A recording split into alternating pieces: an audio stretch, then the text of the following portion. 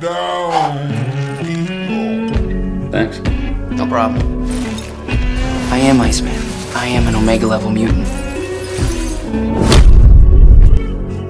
My ability to control temperature has no limits. I can rapidly drop the surrounding temperature. I can freeze the moisture in the air on the spot. I can shape it into ice walls, ice blades, or ice projectiles. In battle, I cover myself with a layer of ice armor. It boosts my defense. I can even transform into a living form of organic ice. It may look no different from regular ice, but in this state, physical damage barely matters. Even if I am shattered, I can rebuild myself with the water around me or within me. That makes me nearly immortal. People sometimes compare me with Pyro. They think fire can melt ice. On the surface, it looks like he is stronger. But when he plays with fire to impress girls, I can freeze his flames from a distance.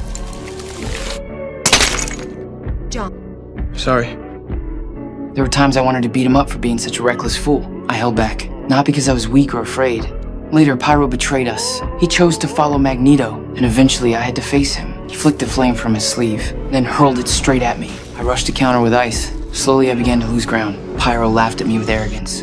You're in over your head, Bobby. Maybe you should go back to school. This time, I chose not to hold back. I turned my whole body into ice. I grabbed Pyro by both hands. His hands froze instantly, and he stared at me in shock. You never should have left. Even though my ice form is powerful, I still fell before the Sentinels. In the future timeline, the Sentinels began hunting down mutants mercilessly. To protect the ones being chased, I formed an ice slide out of thin air. I shifted into my ice form. I sped along the slide and charged at the Sentinel. I unleashed my freezing power and encased it in ice. I thought victory was mine, but these Sentinels had evolved to copy abilities. It copied Sunspot's power.